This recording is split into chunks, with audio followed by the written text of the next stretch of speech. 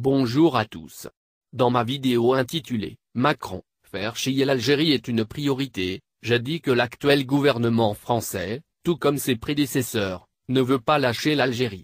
Pour appuyer mon argument, j'ai intégré dans le montage une vidéo qui appartient aux archives de Gaumont-Pathé, diffusée en 1957, et qui porte le titre « Si la France venait à perdre l'Algérie ».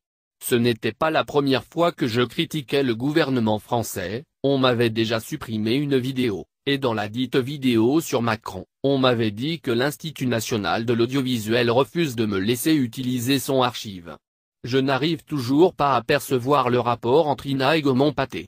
Bref, je savais qu'elle avait déjà été publiée sur 2 autres chaînes. Je suis allé chercher l'une d'elles, j'ai mis le lien dans la description, et quelques jours après, je m'aperçois que l'archive en question a disparu des 2 chaînes qui l'avaient publiée, alors que les autres archives de Gaumont-Pathé n'ont pas été supprimées.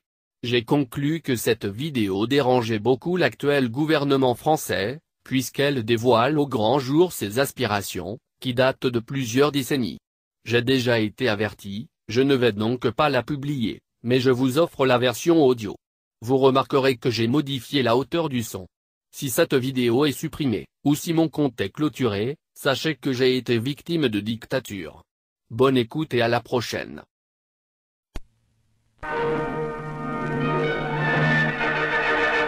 En développement constant, le port de Marseille vient de voir ses exportations pour la seule Afrique du Nord atteindre le chiffre record de 3 millions de tonnes.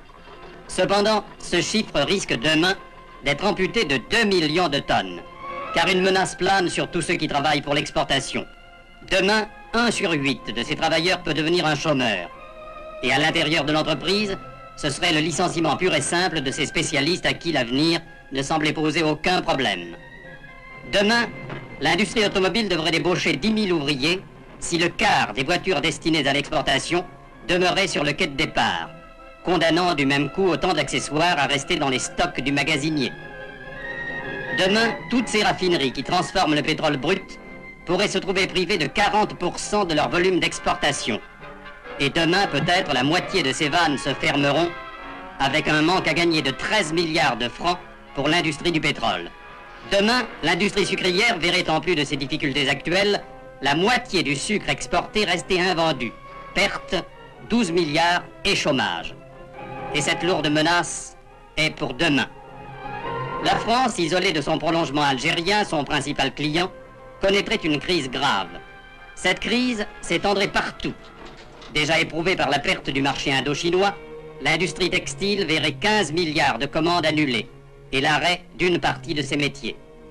Ce serait 5 000 ouvriers sans emploi dans le nord, 7 000 dans l'est, 1500 dans la seule ville de Roanne.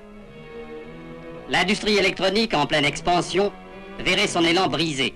L'Algérie représente 7 milliards de francs d'achat. Du jour au lendemain, le tiers des appareils produits irait grossir le stock des invendus. Le trafic avec l'Algérie représente pour le seul port de Marseille 2 500 000 tonnes. 2 500 000 tonnes en moins. On peut aisément imaginer les suites. Il y a plus grave.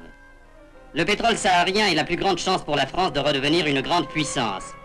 Déjà coincé entre 2 pays indépendants, le pétrole saharien perdrait le seul débouché demeuré sous le contrôle de la France. Il y a plus grave encore. Sur 8 travailleurs de l'exportation, avoir un chômeur, c'est avoir chaque jour 1 heure de travail en moins. C'est donc de l'argent en moins pour les laboratoires de recherche, pour les bureaux d'études, sans lesquels aucun progrès technique n'est possible. Et une réussite comme la Caravelle, qui représente 10 ans d'études et des centaines de millions d'investissements, est impensable dans un pays privé de moyens techniques. Ce ne serait pourtant qu'un début. La disparition de la clé de voûte de l'édifice africain entraînerait la dislocation de l'Union française. Le standard de vie des Français n'échapperait pas aux conséquences de cet effondrement. Ce ne serait pas seulement des restrictions, des jours de vacances en moins, des facilités en moins, des plaisirs en moins. Ce serait bien pire encore. Être ou ne pas être une grande nation, telle est la question. La France mérite mieux que de se résigner à la retraite. Elle a mieux à faire que de vivre de souvenirs de sa grandeur passée et de recettes gastronomiques. Attention à demain. Pensez-y.